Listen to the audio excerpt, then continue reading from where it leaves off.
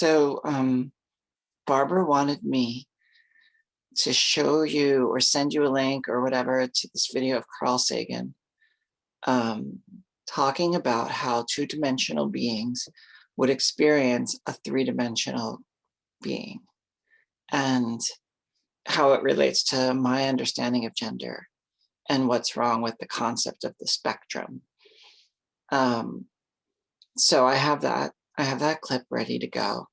I also have this like short video that shows the constellation of Orion, like face on, like we normally see it in either in the sky or in images where it's two-dimensional, and then it just starts to turn it. And as it starts to turn, you see that like individual stars are actually further and closer away. Like they look the same to us, but as you get to see them from the side, you get to see how like they're right next to each other, but they're actually quite far from each other. So it's showing the limits of, representation on a one-dimensional plane or a two-dimensional plane versus something that has more. So I've been thinking about, and the reason I have this constellation video is because I'm thinking about how the constellation would be more useful than the spectrum in trying to conceptualize being when we think about one's gender or sexuality. Or maybe they're being in more broad ways, I don't know. I try not to overthink it too much. I'm already way overthinking it, obviously. But the thing I love about the constellation metaphor is that constellations, as we already covered, look differently from different perspectives. They're also fluid. They are, the stars themselves are moving. And over time, even from the same perspective, they will look different. They are constituted by different kinds of stars, stars that are different distance from us, different age. Some are white dwarfs or red giants or some other thing, I don't know. They're going to live longer. Some of them are older than others. And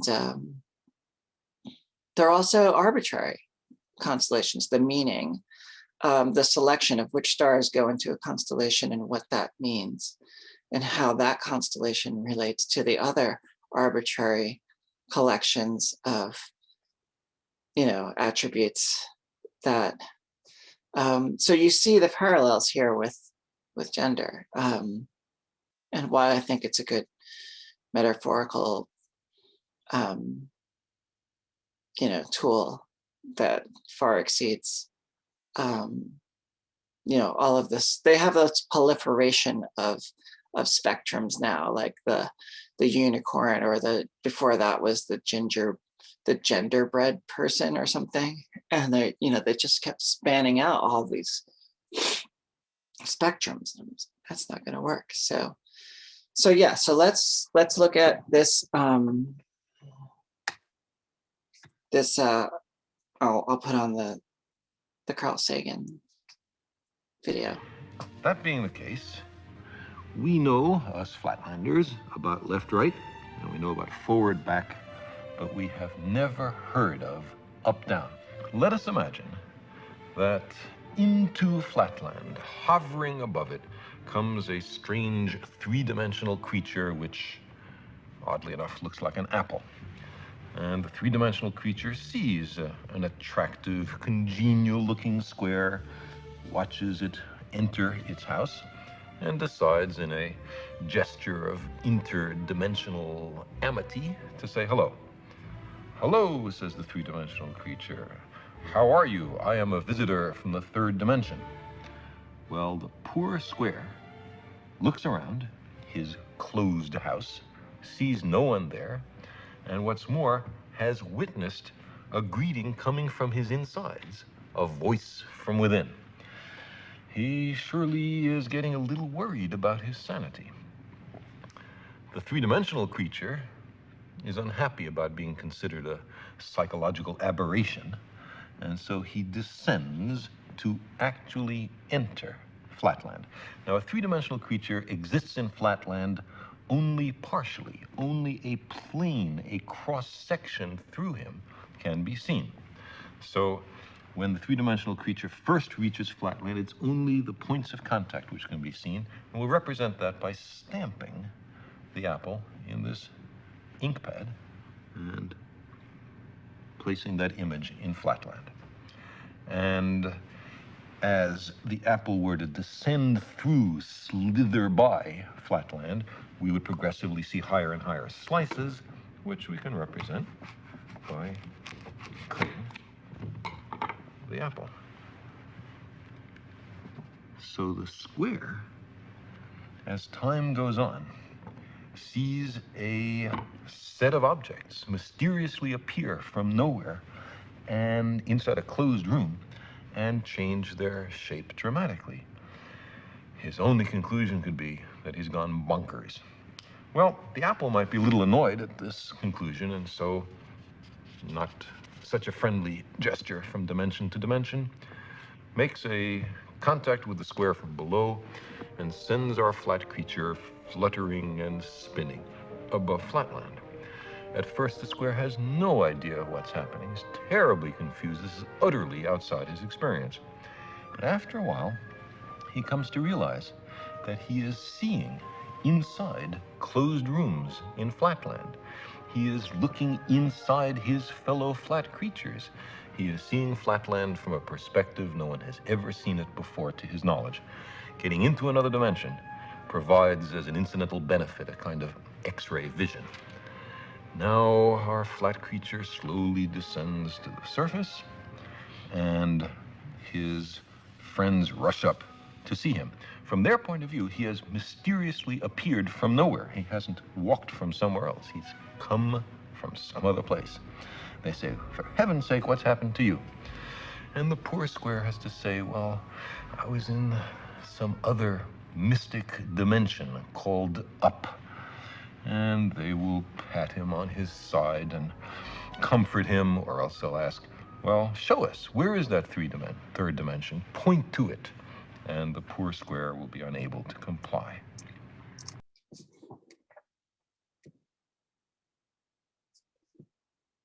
Okay, so that's the Carl Sagan piece, and now I'm going to show you the Orion video. So there's Orion with the 3-star belt, and that's how we see it when we look at the sky or when we see pictures. And now we start to rotate from the side, and the one that was in the top right corner there turns out to be that that's a lot closer to us than the one that was on the top left corner, which is actually now to the right of the one that was in the top right corner. So it's shows that, you know, they can actually have opposite meanings depending on what perspective you're looking at them.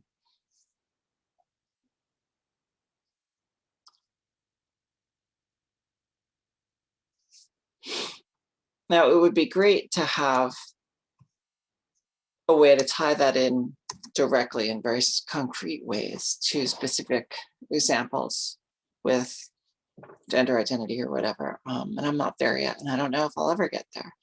But I think people with imagination and who are willing to give me the benefit of the doubt can see this as a work in progress and can maybe take it and run with it in some way. But yeah, so it was Barbara hearing me kind of trip out on all of these ideas who told me to share that with you.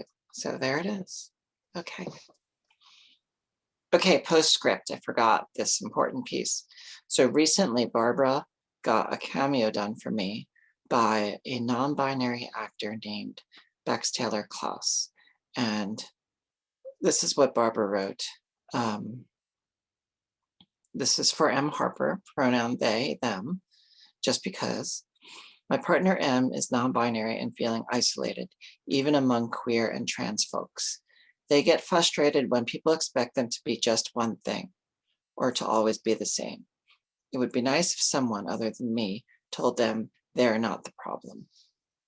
So, and that's exactly what Bex did in the video. You know, talked for 2 minutes, and no, I wasn't aware of that. You know, Barbara broke this to me about, she's like springing on me that she had gotten this video made for me. So, you know, I was touched and, you know, all that, crying and stuff.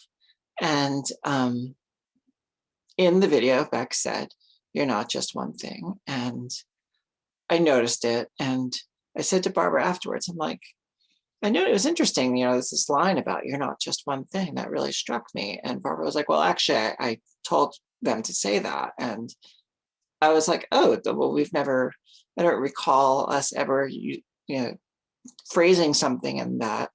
And so we talked about it for a bit, and I wound up connecting it to the Carl Sagan video that we just saw, um, in this idea of, not just through our fluidity, but even just as we manifest in any given moment, to try to represent non-binary identities in the spectrum creates this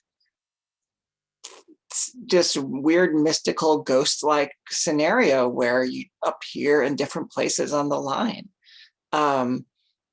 And just like the way the apple first was like those four dots, and then like when the next plane intersected, it was these like weird arc things. And they were just like, what is this? And I can't even just like, ugh, which is how I feel when I try to, articulate my sense of being and gender and sexuality in terms of straight, gay, bisexual, or mad woman. It's just, or something in between. It's like, that's all absurd to me. It's like the common denominator zero, it just doesn't make any sense. It does not compute. It's an absurd concept to me. This like dimensional spectrum thing.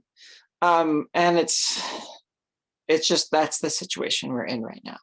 And I don't know how to translate that, but I do really feel like at some point a few years ago, I went through some kind of portal through into another dimension. I really just, experienced it differently somehow. And I think I'm not the only one. And it's happening. People are having these experiences, and we're trying to communicate this, and forget about trying to legislate around it. I mean, this is just, so it would be interesting to get your take on all of that. Any of it, any and all of it. Yeah. So thanks for watching, and I look forward to talking. Okay, see ya.